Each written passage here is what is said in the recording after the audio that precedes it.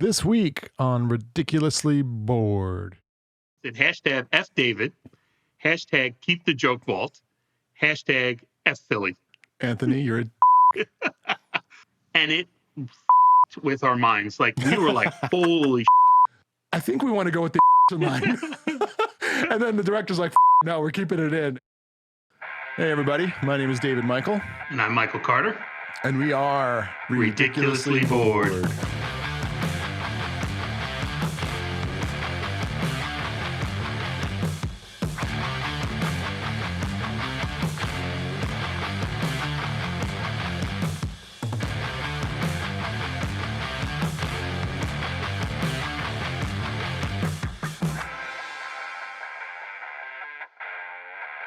All right, we're back. Is it episode 18 already? Yeah, it's episode 18. Yes.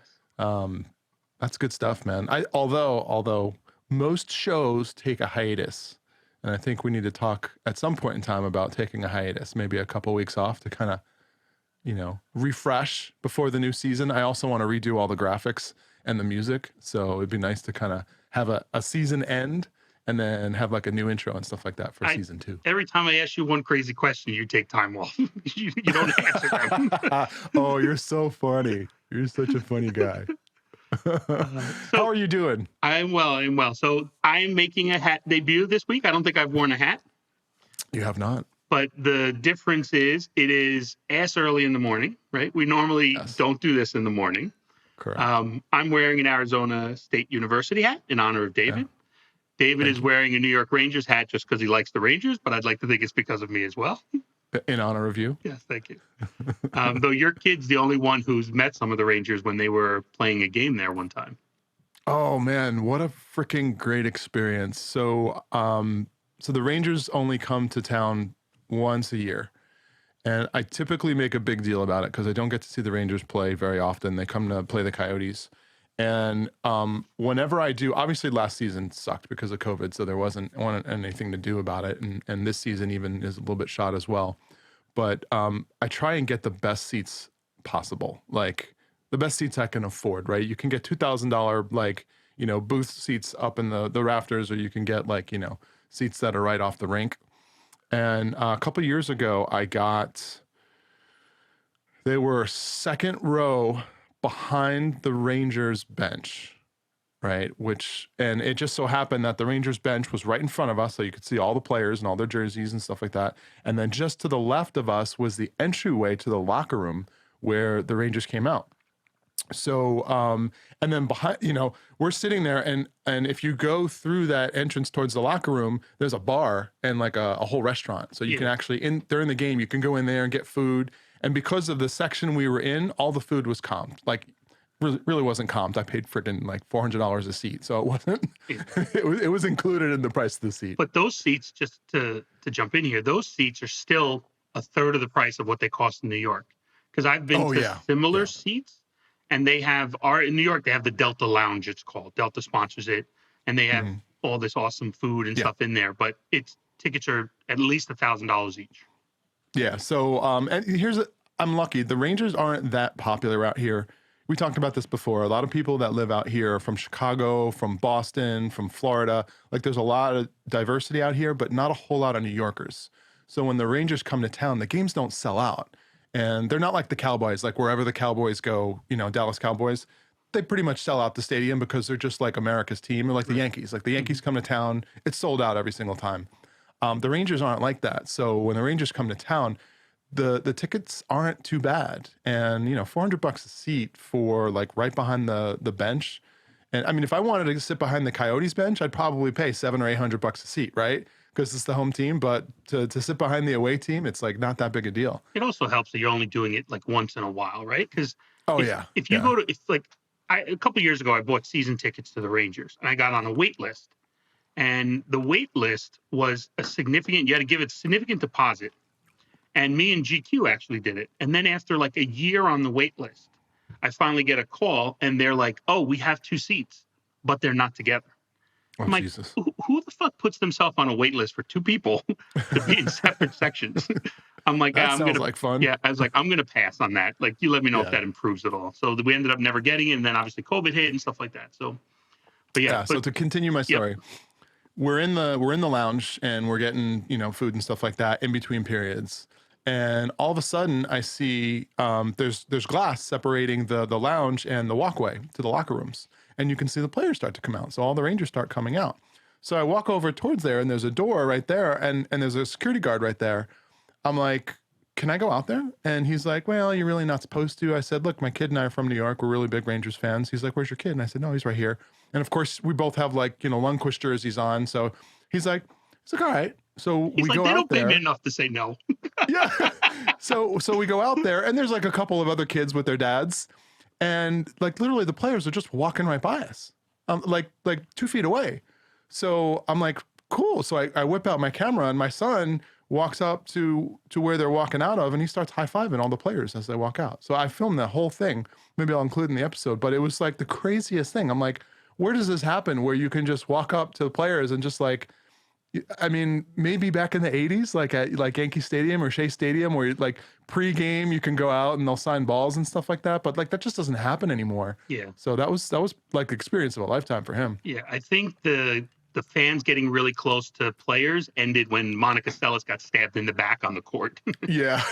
That kind of put a little wrench in that. For sure. Yeah. So I want to talk about a movement that we have going on. So there's this guy who posted on our YouTube channel. I'm fucking, this is bullshit. It is what it is. Just going to say it. Can't stop progress. There's a guy who posted on our YouTube channel. His name is Anthony. I think his last name was Broccolo or Broccoli, something like that. He posted on there. Make fun of him so we lose the 5 fans that we have. Go ahead. Sorry. Mr. Broccolo posted on our YouTube channel. He posted hashtag FDavid, hashtag Keep the Joke Vault, hashtag FPhilly, or FPhiley, I guess, because he did put one L. Yeah. It was funny.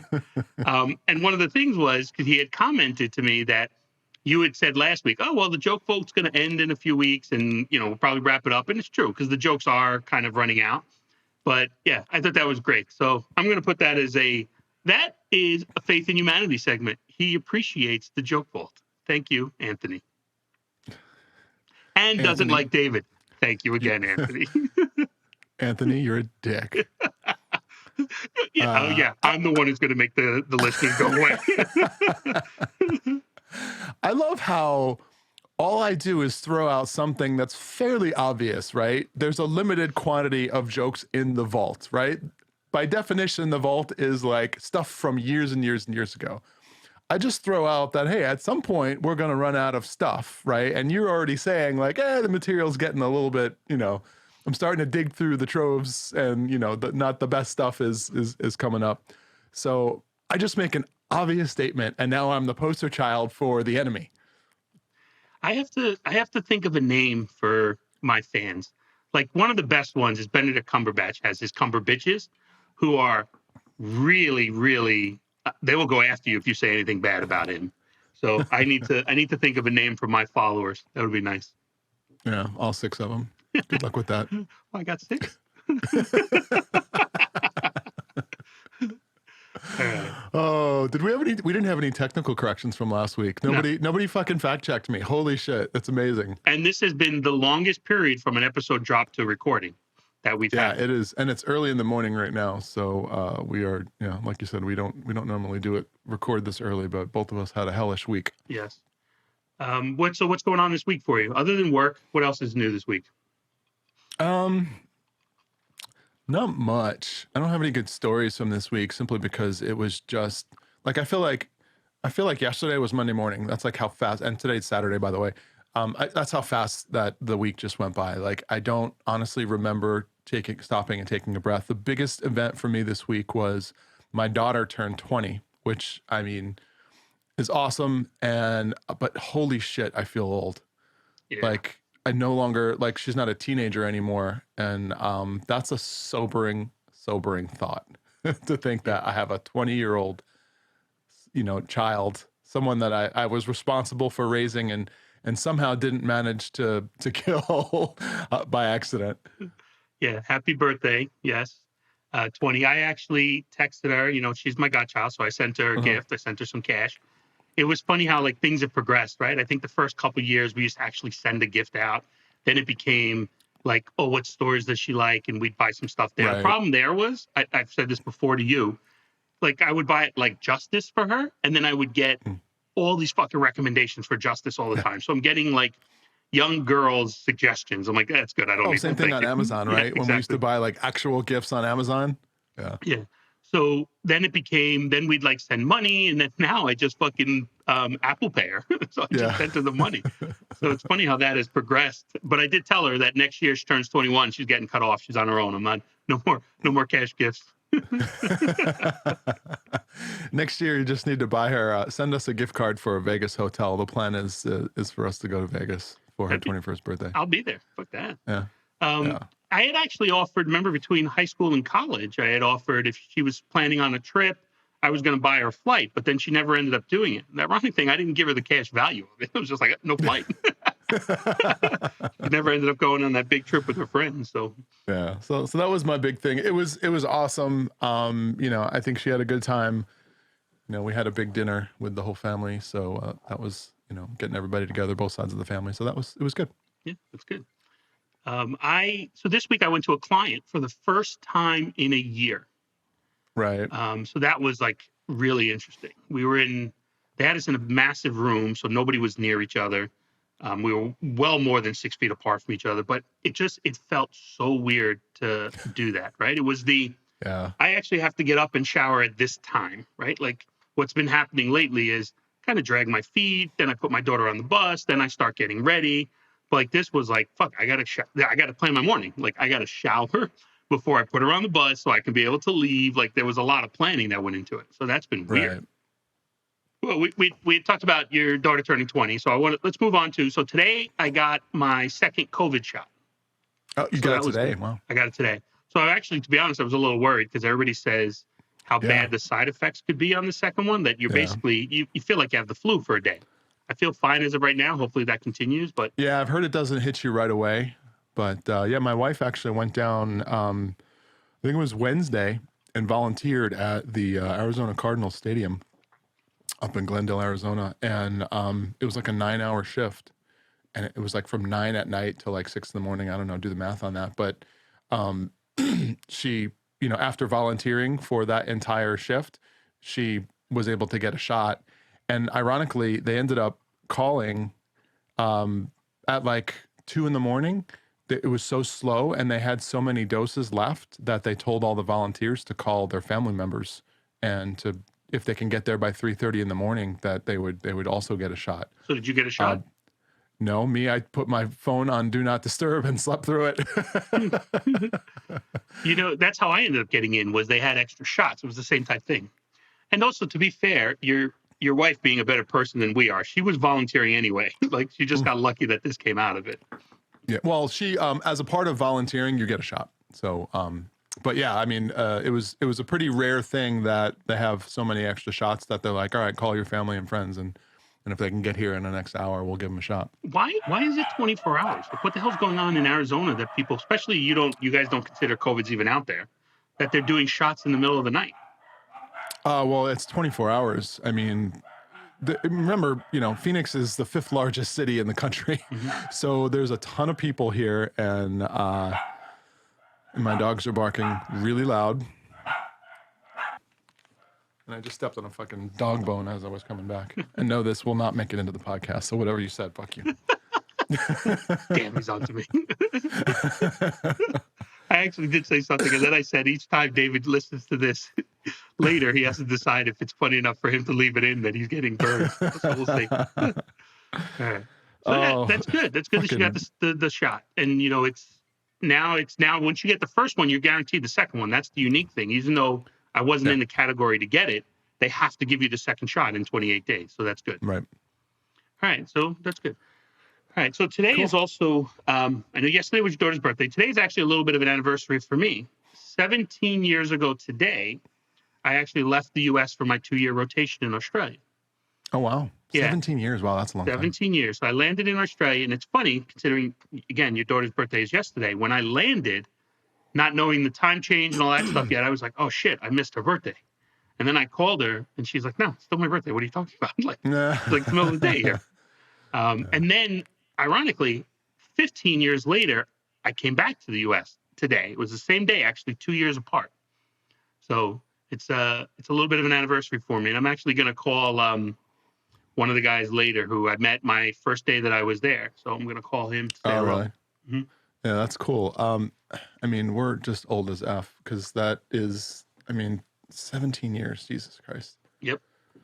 So, I mean, it's flown by. And my wife and I were talking about how quickly it's gone by. And we're like, Jesus, man, that's a long time. And both of us said the same joke. And this is where you've been together too long.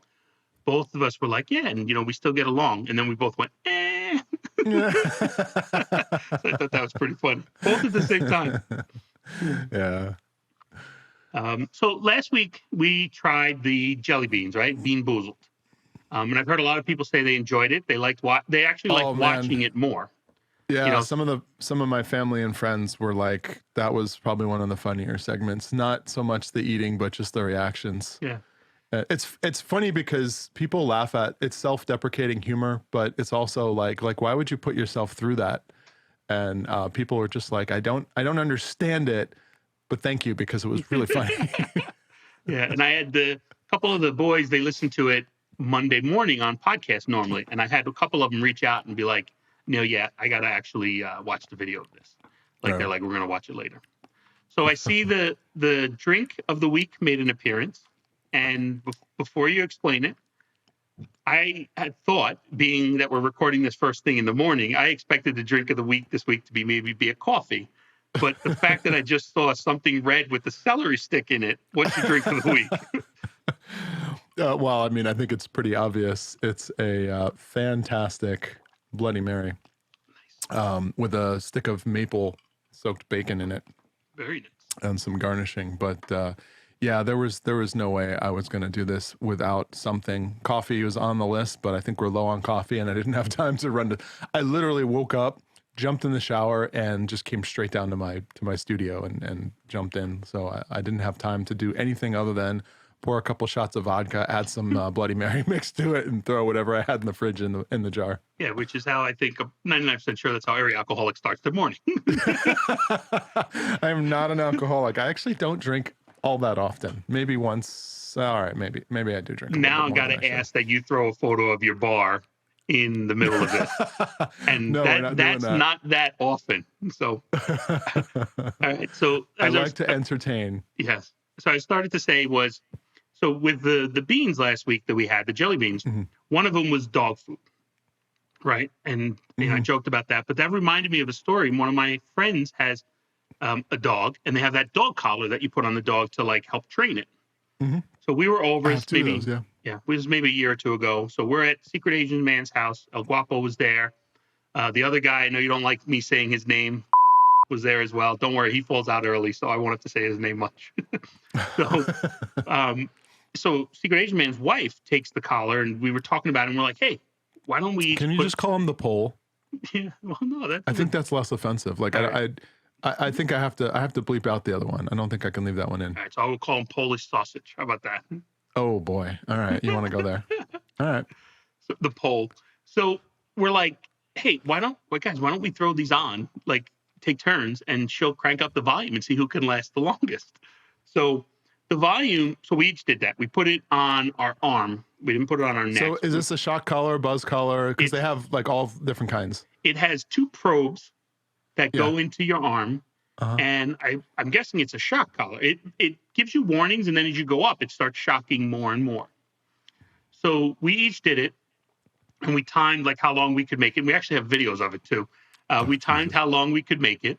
We also, she kept increasing the power. And so the funny thing is, at one point, one of us got up into the 40s or so. And she's like, I've never even had higher than like 10 for the dogs. But you did it on your arm. Try doing it around your throat. Yeah. And then the other thing was, though, they left like, in essence, like little burn marks in our arms. From really? Yeah. I was going to suggest that you and I buy dog collars, and then as a segment we put them on and we I would do it. We mess with them. I would do it again. People would love that. They like fucking jelly beans. And when David says buy dog collars, he just means goes into his bedroom and take one out that has studs on it. All right. So there's this game that my in-laws got us for Christmas last year. It's called Shock Tato, and it's a big fucking potato, right? And the whole game is, you sit in a circle and then you pass around this potato, and it plays this music, and it's like musical chairs. The music starts getting faster and faster and faster, and at some time the music stops. When the music stops, you get shocked. All right. So this potato is plastic, but it has like metal like parts all around it.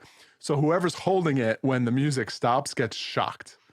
It's called Shock Tato. And I think we've only played the game once because on the highest setting, it fucking hurts. Like you're passing this thing around, and of course nobody wants to touch it. So everyone's throwing it, and the thing, hardly ever lands, in someone's hands. It's always on the floor, on the lap or something like that. And it becomes mayhem. So it's kind of not that fun. But when you do actually get stuck holding the thing, holy shit, man, it's pretty brutal. Yeah, that company came out with a second game later on called Pass the Plutonium. Fuck. For adults, shocking them. That's great. All right. Yeah, at some point in time, that's a hazard. That's a lawsuit waiting to happen. Yeah. So I wanted to talk about movies this week. Okay. Can we talk? So in honor of the Schneider Cut coming out, I don't know if you've seen it yet. I have not. But everyone's been making a big deal about it. It's I think it's like, is it supposed to be like 4 hours long? It is 4 hours. So it's the Justice League movie, which most people said sucked. I thought it was okay. I didn't think it was good or bad. And so the director like kind of made his own cut and turned it into, and they refilmed most of the shit, regraded a lot of the footage. Like I heard there's a new soundtrack. Like they just completely just cut it up and then rebuilt it back together into this 4-hour mega film. Yeah, but there was actually a significant amount that was cut out originally. So he did record some new stuff, you're right. But a lot of it was already recorded. Mm-hmm. So it changed. I haven't seen it yet, but just the fact that Darkseid's in it and he wasn't in the original, so it changes the whole fucking movie. So like, and there's a Joker scene in there with Jared Leto that I don't think was in the original movie as well. Yeah, there is some extra joke, but it's crazy. Like they talked about this about The Abyss 20, 30 years ago, whenever it was. But the same guy did it. James Cameron cut his own, but he cut out, it was so long that he cut out so much of the story that the original version, it's like, okay, it's a movie, but the whole meaning behind it was gone. And then they recut it many years later and they added in all the other stuff. And you're like, well, actually, now this makes some sense. Like before it was just people underwater. Now at least makes sense. And I hear it's the same with this, that they cut out all like the logic and story and history and all that kind of stuff on each character. So I'm looking forward to it. The problem is you got to carve out, even if you don't carve out 4 hours all at once, I still got to carve out 2 hours at a time. Oh yeah, there's no fucking way. I mean, I'm a big Godfather fan. I can't do a marathon and watch all 3 films. I'm a big Lord of the Rings fan. There's no way I can do like an entire day. I'm a big Harry Potter fan. No way I'm watching 14 hours worth of movies, so I have to carve it up into like 1 to 2 hour segments for sure. Yeah, and before Marvel made being a nerd cool, I would have called you a nerd for some of those movies, but now it's pretty cool with all the Marvel movies, so I can't even do that. All right, so now that we're talking about movies, I wanted to talk about like your favorite line from a movie, but you were like, hey, let's just widen it up a little bit and talk about just like your favorite movie in general. So well, yeah, in honor of movie theaters are reopening in Connecticut this week. They've been closed. Yeah, so they've been open here for a while. Well, they were closed for a while, and then they went to extremely limited capacity. Oh yeah. There's like 25 seats in it. Yeah, there. And now like they're getting ready to fully reopen it to like 50 and 75%. There's a watermarks how they're going to open it, but still they're getting in the process of reopening it.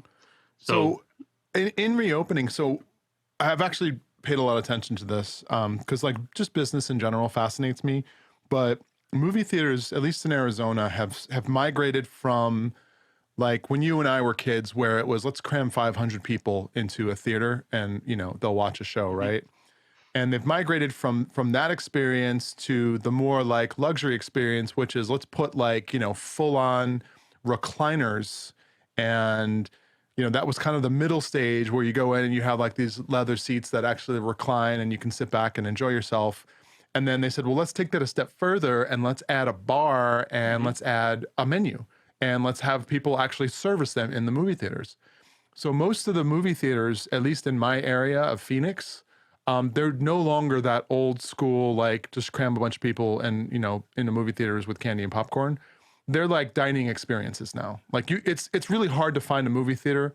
It's like the dollar movie theater is all that's left of the, like, let's cram a bunch of people into a theater with no reserved seating and stuff like that. Yeah, so now you have reserved seats. Like I have anxiety about going to a movie and the whole thought of having to fight to get, you know, God forbid you have 5 people with you. Like finding 5 seats in a row, you either have to go like an hour earlier or you got to fight somebody in line or somebody's, you know, they run in as soon as the theater's open, particularly if it's a brand new movie. Like I used to have anxiety about that. Like I wouldn't go to movie theaters because I didn't want to have to deal with that just because I hate fucking dealing with it so much. 1989, Indiana Jones and the Last Crusades opens. First fucking row for a massive movie like that. I was staring upwards the whole time. It's fucking burned in my mind. I'll never forget that. I think I was there with you because I remember that experience. But so, yeah, like we have that too. So I want to give you a little background though on movie theaters, right? Because I've had a couple clients that are movie theaters. So the way it works, and most people aren't aware of this, is when a new movie opens, say Star Wars, the studio gets 90% of the door the first week, and the movie house gets 10% of the door. Then the second week, it flips a little bit more, 85% to 15%, and it continues downwards. It's like amortization of a loan or a fucking mortgage. And then and this is why actually movie theaters, this is why dollar theaters and why you see sometimes like, how the fuck is that still in theaters? After it gets to a certain point, it starts flipping. The movie theater house starts making more than the studio. So movies like Titanic, My Big Fat Greek Wedding, ones that were in theaters for like 12 months, 18 months, the studios actually appreciate the start of it, and then the movie houses get the money at the end. So that's why, like, it'll be weird to say this, but a movie that's been out 6 months versus the newest Spider-Man, the movie theater probably makes more on that movie that's been out 6 months than the new Spider-Man. So that's why you still see some of those old ones. Now, you can't have fucking Jersey Girl or Geely or one of those. Sorry, right. Kevin Smith, I do love you, but I mean, we know what happened with those movies. Where those movies like were so bad that they were like in theaters one day and out the next. It was like, that's not happening. Yeah. So, well, what's the interesting dynamic that's created though? Like Avatar just got re-released in like somewhere in like the Asia Pacific area. And it now retook the top spot of the most grossed film of all time from, I think it was Avengers Endgame. So Avatar is now back in the leading spot. The original, not obviously there's some new movies coming out, but the original's back. But Marvel was like, don't worry, like we're gonna re-release Endgame as soon as the theaters reopen again. So we're gonna be back in the top spot. But it's just funny how now all of a sudden those movies are making a resurgence because the theaters are opening up again. Yeah, and it's cheaper for everybody to just put those back in. The biggest thing though is, I know the dollar amount is impressive, right? And so you look at it and you're like, wow, I made that much money. But there's another listing that shows by ticket sales, and the top like 40 movies are all like movies from the 40s, 50s, 60s. Like if Star Wars is like, you know, valued to today's money, it's like, you know, $2 billion or something.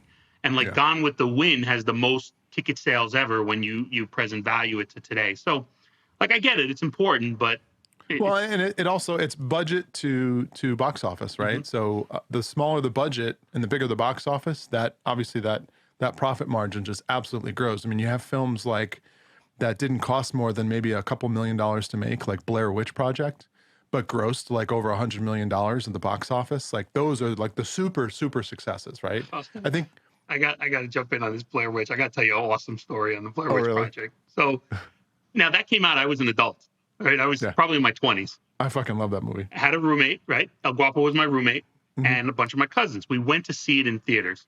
Now, that movie, first of all, I'm not a big fan of horror movies, not because like, oh my God, I can't take it, but because more times than not, somebody jumps out from the, you know, behind a bush, or all of a sudden you see the guy with the knife and it's like, it surprises you, but that's about it. That's why I also like Scream a lot. Scream was an intense kind of thriller. So we go see Blair Witch, and it fucked with our minds. Like we were like, holy shit. So we go home. Now we separate. Me and my roommate go to our apartment, and my cousins go to their house. My cousins, to go through the garage, to go through the side of the house, it's like this really dark area, and there was no lights, and there's like kind of bushes to the left. They were too scared to go that way. So they open the garage, and this isn't like a new house where the garage opens silently. It's like a truck running through your fucking front yard. So they went through the garage because they were too scared to go through the side. Me and my roommate go home, and our bedrooms were next to each other. So one on the left, one on the right. And more times than not, we just left our doors open so we would talk and stuff like that as we were going to bed. There was this noise coming in the living room. We couldn't figure out what it was. So he's like, you should go check. I'm like, fuck that. I'm like, you go check. So he's like, I'm not going to check. So we're like, let's both go check. So we come out into the hallway, and now we're peering around the hallway wall. Like truly, like we feel like we're in a horror movie. And we weren't fucking around. Like we were legitimately shook from that movie. So we're looking around the corner, and finally we're like, all right, nothing's here. All right, let's go in now. Let's go further in. And then we get in, and what it was raining, and it was the water dripping on the air conditioner. And we're like, oh, we're so foolish. But like, that's how bad that movie fucking shook us. And I gotta be, I probably was 25. Like I wasn't a kid. Yeah. So I loved, the whole premise of that movie was not the movie itself, but the marketing leading up to it. And this is one of those things where you can only do it once in Hollywood, because once you've done it, everybody gets it and they look for it. Mm-hmm. But they marketed that movie it was one of the first found footage films. You know what? We found this footage, we stitched it together.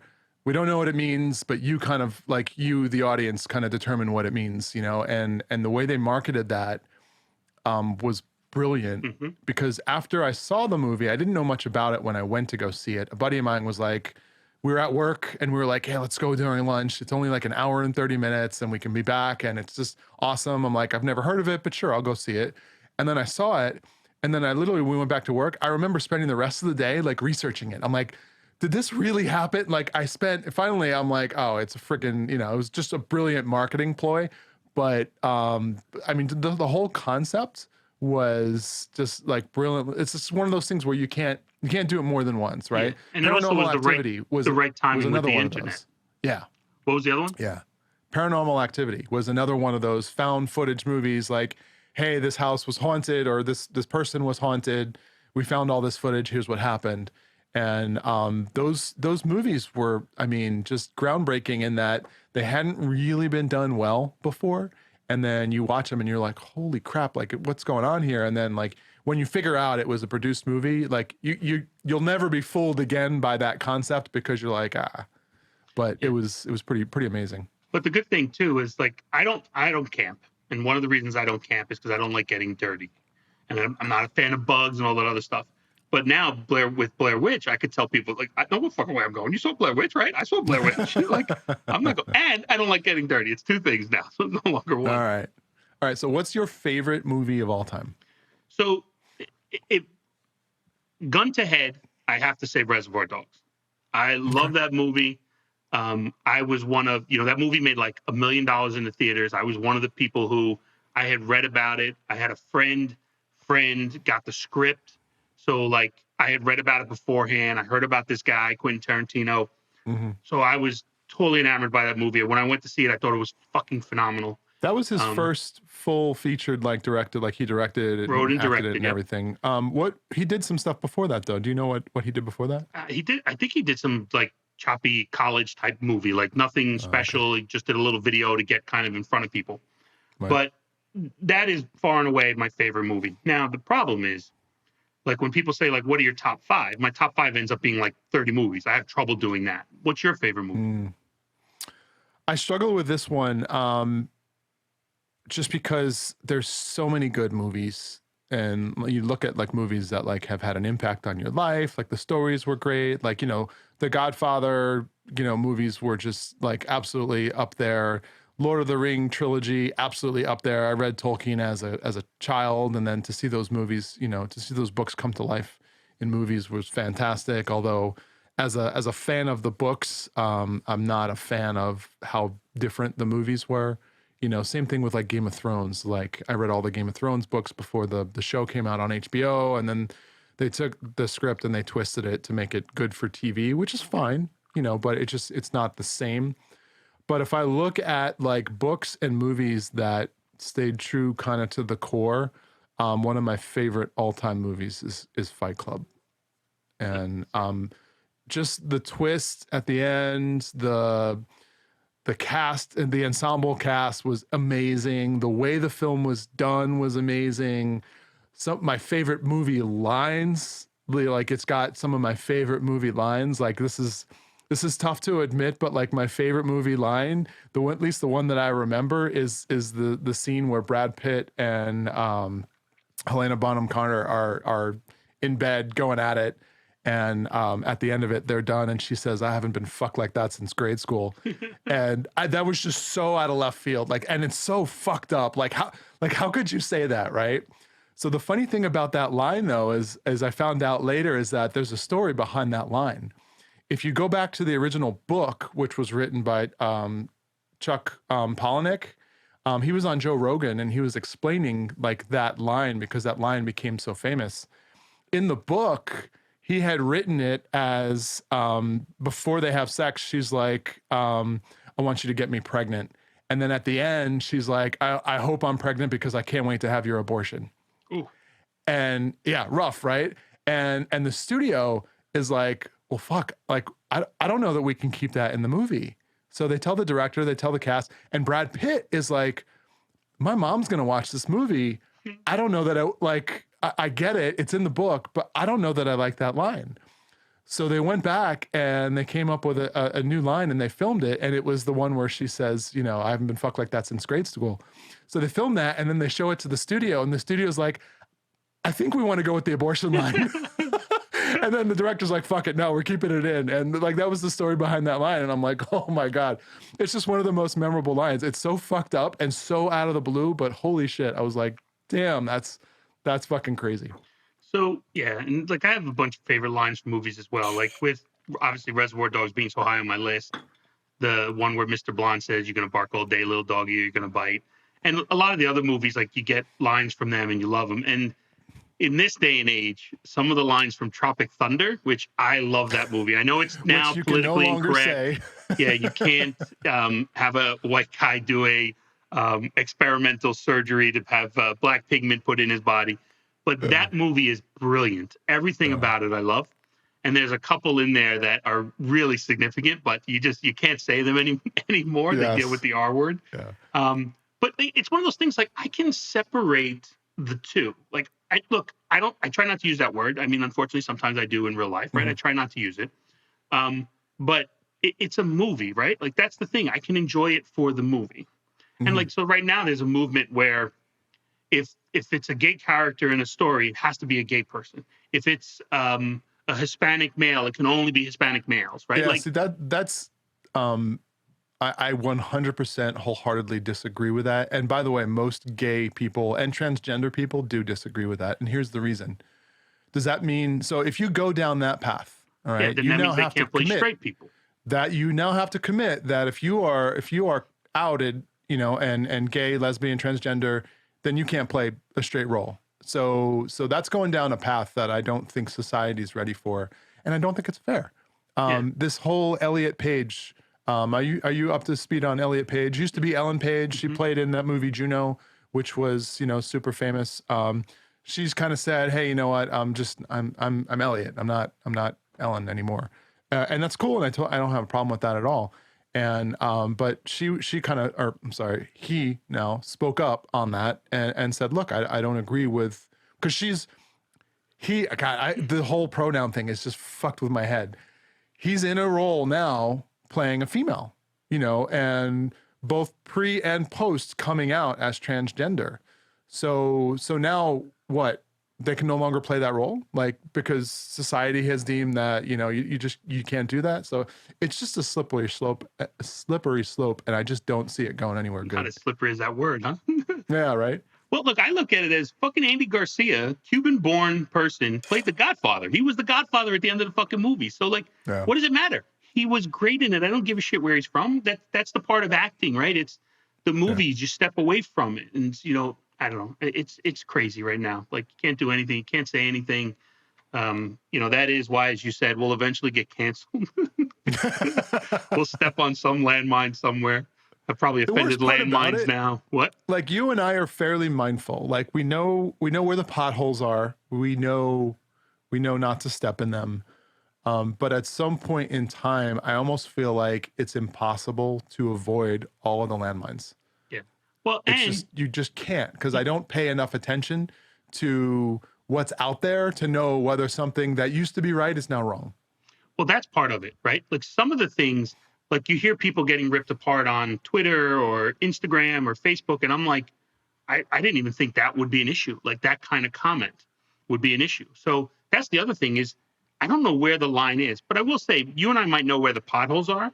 But I also think we're kind of lying down next to the pothole, sticking our finger in it every once in a while because we're like, let's see how close we can get here, like without getting canceled. So we'll see. You know, I've worked in marketing most of my life, and we used to have this saying that no PR, public relations, no PR is bad PR. So even if you do something stupid, it gets you out there.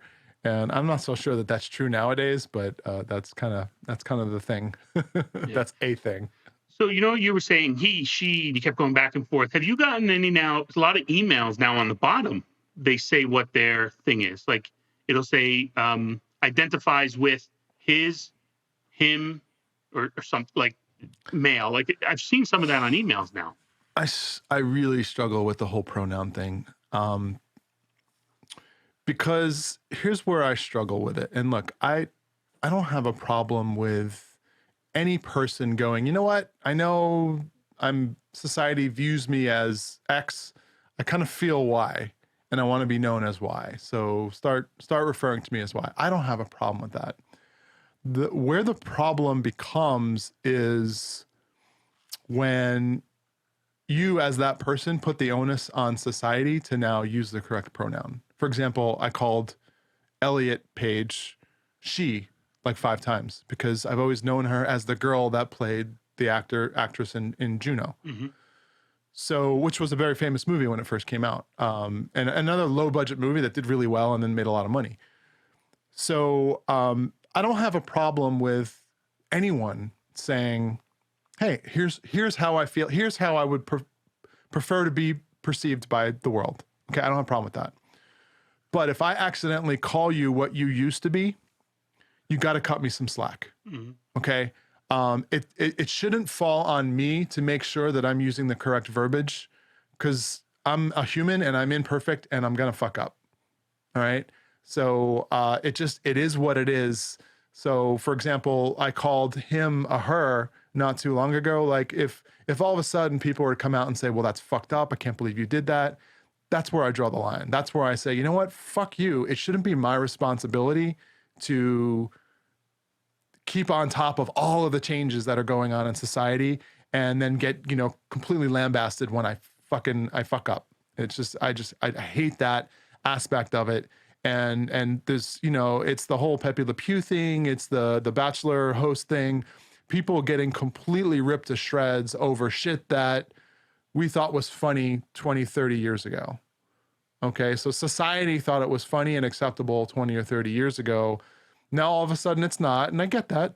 Times change. We got to keep moving with the times. But to say to someone that you're a fucking miserable human being because you fucked up and you made a mistake is I have no sympathy for that, and I hate it. I hate where we've gone as a society in that aspect. Yeah, and that's why I think certain people like Dave Chappelle, Chris Rock, a little bit Kevin Hart, what I can appreciate about them is they're like, look, I'm just saying jokes here. And Chappelle in his any given show, he burns down the whole neighborhood. Oh, and yeah, that's the thing. Chris Rock, he makes fun of everybody. He doesn't care where you're from, who you are, what sex you are, what color you are, and what nationality. He burns down the whole neighborhood. And it's funny. There are some things that can be funny just for the sake of being funny. I saw Kevin Hart about 2 or 3 years ago live. And that's actually about 3.5 years, 4 years ago. So I'm live, and he had a guy open for him. I don't know who the guy was, but the guy had such a funny line. He said, look, I get that Bruce Jenner decided to convert and change, and now he felt he's always been that way. Now he's able to convert to a woman. And he's like, and now she goes by Caitlyn. He goes, I have no issue with that. He goes, what I have an issue with is Caitlyn Jenner is too fucking old to be called Caitlyn. He's like, there's no Caitlyns that are that age. That was a funny line. It was dancing around the topic, but it was a funny line. And I can see him getting lambasted for that. Well, yeah, that's the difficulty is even those things now you can't win on certain things. So we'll see. We'll see what happens. I mean, I think eventually this got to turn around somehow, because we're becoming so restrictive on things that you're just going to tighten the noose around humor, opinions, interpretations, like everything. You're just going to take all that away. Yeah, so, everything is cyclical. I mean, I think you're going to see it's going to, you know, over time, it's going to loosen up, and then we'll be back at a point where it's okay to say certain things. And then sometime 20 years down the road, it's going to be not okay again. It's just, you see that pattern throughout history, and I don't think there's a way to avoid it. Yeah. So I want to jump to the one crazy question, because surprisingly, we didn't actually plan this into this, but it works really well. It's a good segue. Yeah, it's a really good segue. The one crazy question this week is, if you were female for one day, what would you do? So you want to know what's funny about that is I rewrote that question twice. What did you write first?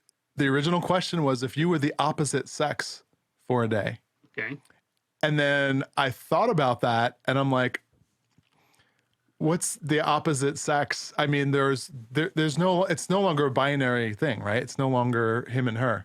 It's they. And what started that was the singer Halsey. You familiar with Halsey? Mm-hmm. She's pretty popular. She's, you know, top 40 singer. She was in the movie Bumblebee too, I think, right? Or is that maybe Stanfield? No, you're thinking of somebody else. I know who you're thinking of though. I can't think of the name. But anyways, Halsey, she said something on Twitter last week, and I normally don't pay attention to this stuff, but what caught my eye was she referred to herself as they.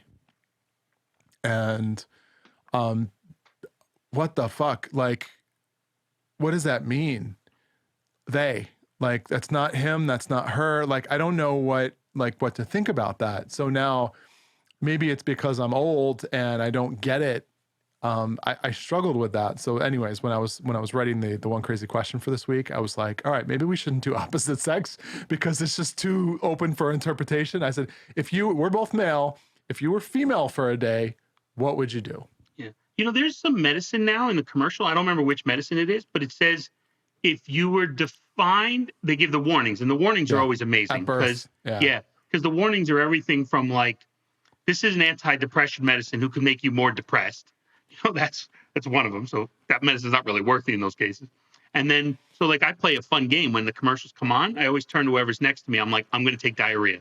Diarrhea is going to be a side effect. I'm taking diarrhea because they're always so crazy. I've played this game with you before, yeah. Yeah, but there is like the categories are, and this is. I always take erectile dysfunction, by the way. He knows it when he sees it. There's the difficulty of, I think our age plays into it, right? Because all of this is changing right in front of us, right? It's the same thing with other things that are happening, right? We're literally aging before our eyes, right? We see things happen. Like, I don't know how to work this. I don't know how to do this. I can't believe this is what's happening. So this is another one. And a couple of my cousins are counselors in schools, and they talk about, like, there's like 10, 15 different categories now. It's not just he, her, him, they, I, binary. There's other ones like that. They're non-committing. I can't remember the term. Like, you know, that's, it's just, there's so many things. So look, I try to do and say the right thing. When I'm joking, it's a different story, right? Sometimes I'll say the wrong thing in anything. I'm not even talking about people's sex, just in general. Like, but you know, you're doing that. You're joking around. You're fucking around. There's that difference. But there's some things like it's a landmine, and I wouldn't know what to say. So, all right. So if you were female for one day, what would you do? I mean, I think the answer is obvious, right? Wouldn't you want to experience sex as the opposite gender? Just to, you know, experience what that is like. I mean, obviously that's pretty high. I would say, regardless of whether or not you want to admit it, that's probably the number one thing anyone would do if they had a Freaky Friday-like situation. Remember that movie Freaky Friday where, there's a couple of movies out now where people, like, you know, swap genders. Yeah, you got to be careful. I think Freaky Friday changed an adult and a minor. So let's stay away from that. Shit, did we just get canceled? I don't know. Anyways, I mean, the first thing I would want to do is experience human relations as the opposite sex, because from what I understand, an orgasm is way more intense for a female and longer lasting for a female than a male. So that would be an interesting one. Yeah, your wife says she's read about that. She wishes it happens. So I don't think that's true. like my thing is, and look, I'm not looking to offend any women here, but my thing is, I would be playing with my own body. And then see, the problem is, this is a male thinking of what would happen if I was a female. Right. So there would be, I would be, you know, probably spend half of the day playing with my tits, seeing what different things putting in and out between my legs. Like that's just where I would go. Like that's how I would do it. So yeah, it'd be interesting. So I think we're thinking along the same lines. I think you were just a little bit more graphic about it than I was. I will tell you this though, and I don't want to take this into too serious of a point because it was meant to be kind of a funny story joke, but being a woman for a day would actually, after being a man for a day, would actually be pretty rough. The reason being is I think you would get a sense as to what it's like to, and I want to call women a minority, they're not, but to some extent they get treated like one, you know, in the workplace, in the world. Women, you know, walk onto a car lot as a female. You don't garner the same level of respect as walking onto a car lot as a male. It's a much tougher negotiation. We bought my wife's new car. So it was hers. She was picking the car she wanted. She was picking the different features. The guy said at one point, he said to me, "Why don't you sit in the driver's seat?" And I'm like, "It's not my car. Like it's her car. Like I don't give a shit what it drives like. It's her car." So then at another point, he said to her, "You know, there's mirrors with lights on them under the visors." So like that's so fucking 1950s. Yeah. Like to say that. Look, the one thing I appreciate, and this has come up before at work, there's a lot of guys who have trouble with female authorities. And that goes back to the stubborn mentality. And also, in our firm, you sometimes are reporting to somebody above you who's younger than you, right? So that's another thing. So people get weirded out by that as well. But I had the benefit of almost my first 2 years as an intern was the person I reported to was female. So in my view, my whole career, I've always seen women in the firms as a position of power. So I've never thought of it otherwise. I've never actually worked for a woman before. Yeah.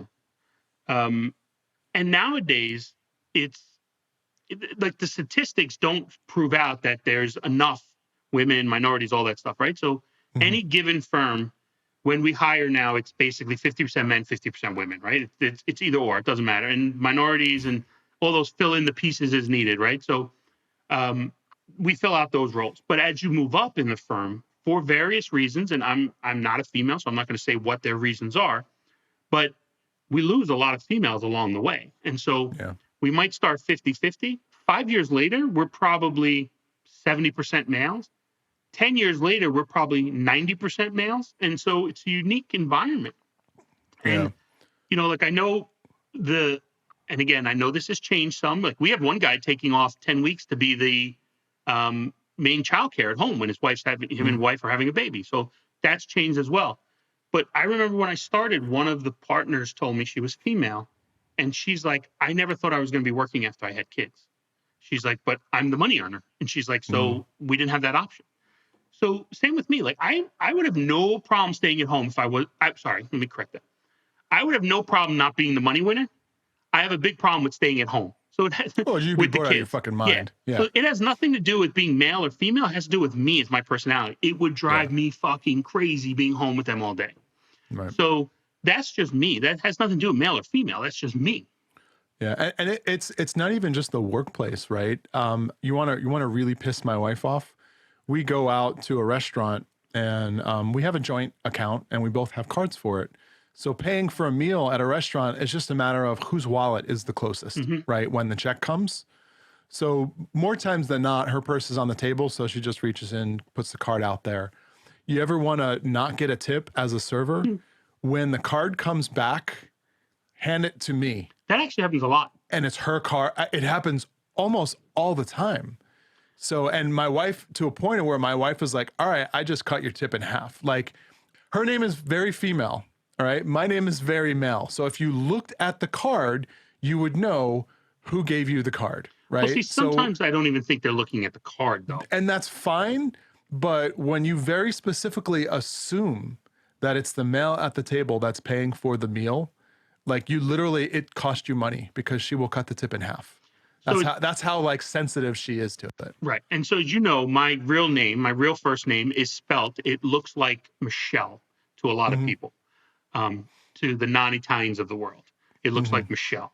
And so because of that, my card, they still give it to me, even if they like, and even if it wasn't going to be me, they still give it to me. So it's like, well, this should look like a female name to you. Like if anything else, you should be giving it to her first. But yeah, that happens a lot. Still, I remember I went on a job interview for the CFO role of a place, and the executive director was taking me out. She was female. The bill comes, right? So she's interviewing me. So like, I'm not paying for the meal. She gives her card.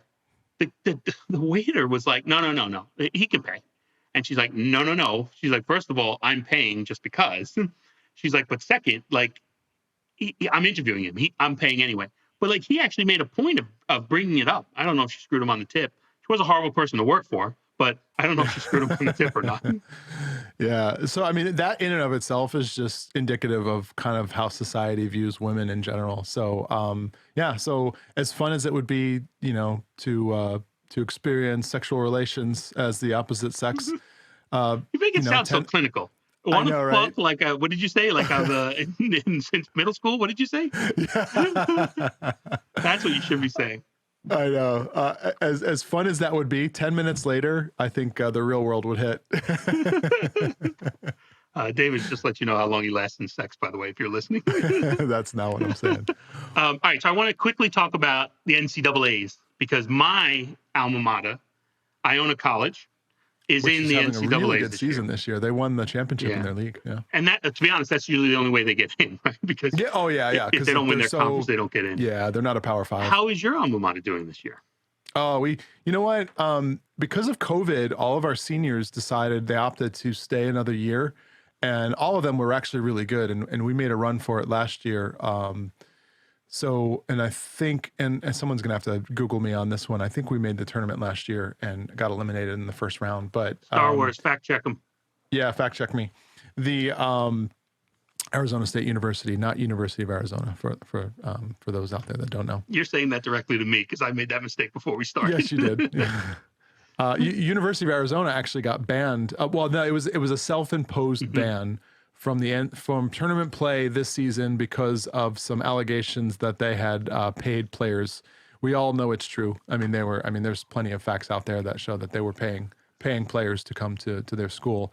I mean, there's probably not a whole lot of reasons to want to go to that school unless you were paying people. So yes, that was a backhanded. Damn.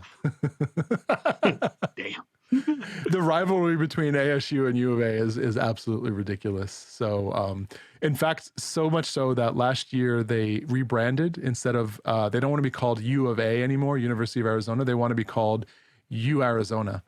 So there were like thousands of memes out there that, you know, said some crazy shit like, you know, if you can't afford your own basketball court, U Arizona. Shit like that. It was pretty funny. So anyways, my team was supposed to be, we were highly touted as being a competitive tournament team this year. And I think we lost 5 out of the first 10 games. So we were quickly out of contention. And it was just a very disappointing season. So from a basketball perspective, it wasn't a good one. But I know Iona's having a great season this year. Yeah, I got to get that in now because they actually play today at some point. And they do.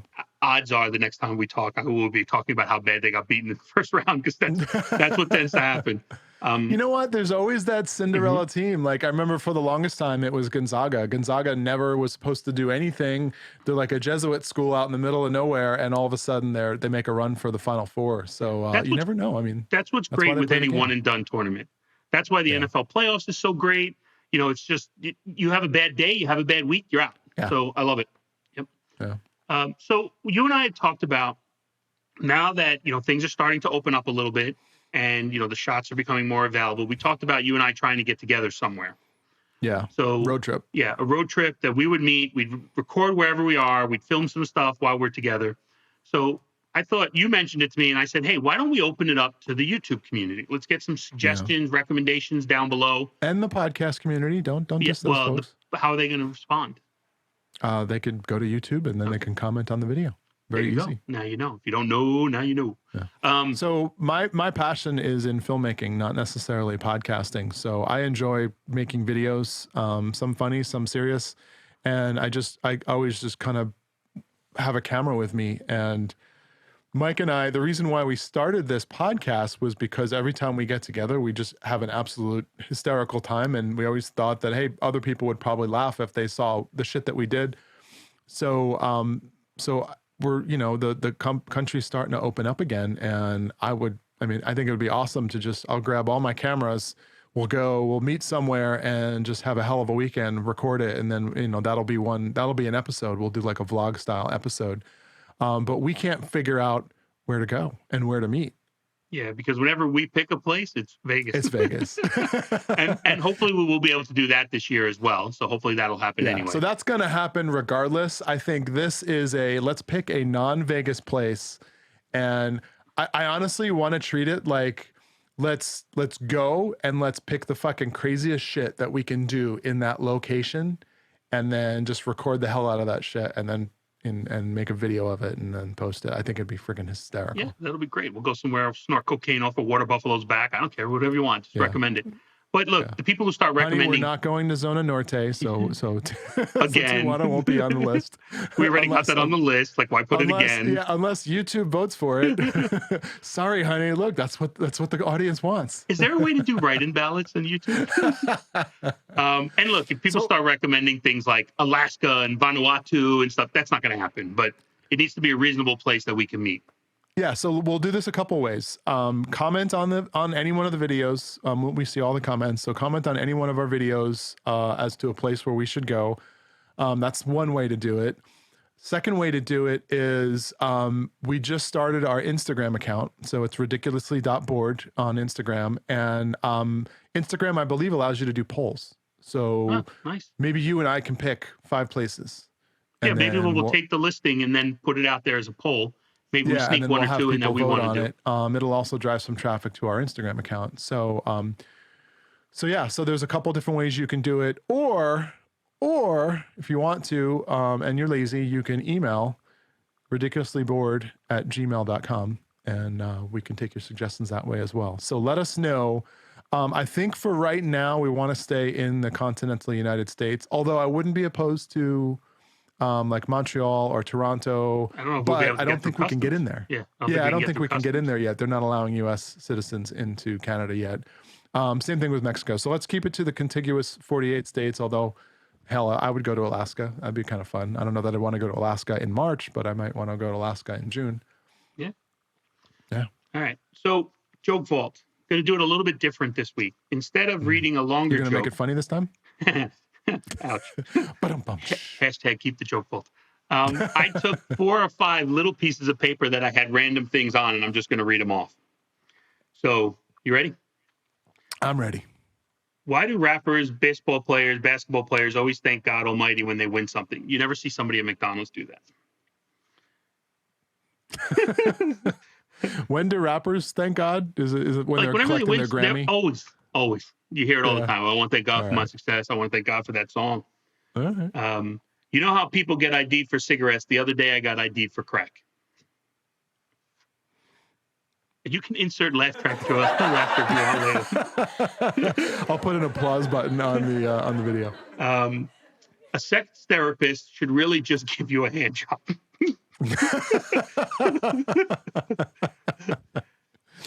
Whenever you change money in the conversion rate, sometimes when you go into a country, you feel like a king because you get so much. But when you come home, it's a global ass fuck. You know why white people are considered cool? Not finishing that one. And then the last one, I thought this was funny. I took from the library once. I saw this book. I didn't rent it. I mean, I didn't take it out. But it was a book on improving your memory. But I forgot to put the card back in. So I thought that was kind of funny. That was pretty good. Yeah. So that was it. Just a couple quick hits. I need that book for my dad, who's called me 17 times while we're recording this episode. If you see me look off screen, it's me hitting cancel on the Facebook audio phone calls. All right. So for next episode, last week we teased nothing. Sorry about that, people. This week we're going to get back to the teasing for next episode. So we talked once about what was the best meal experience we ever had. Let's talk about like the weirdest thing you ever ate, tried, maybe even couldn't eat, right? Like you had to spit it out type thing. Let's talk about that next Jelly week. Belly, jelly beans, Bean Boozled. Yeah. Done. Segment over. Yeah, this is what I talked about earlier with you killing the one crazy questions and all these other stuff. I know how to kill the vibe, baby. All right. With that, we'll leave on David killing the vibe. I'm Michael Carter. And I'm David Michael. And we are ridiculously bored. Don't say the number. Do you feel it? Mm-mm. Starting to feel it. Not hurtful, but feel it. Is it a vibration or what is it? Press the red one. Now it's starting to kick. Keep going? Keep going. I'll Press the red one. Press the red one. There's a red one. It goes instant. Whoa, wait, Mike, you're making a fist. Yeah, Is it okay? I don't know. You keep going. I'll tell you when to stop. Don't worry. You made a fist? I'll drop this when it's time to stop, all right? Oh, now it's twitchy. Oh my god. Because if you said... Oh, it could be soon. Is this continuous that you're doing? No, I no. press it.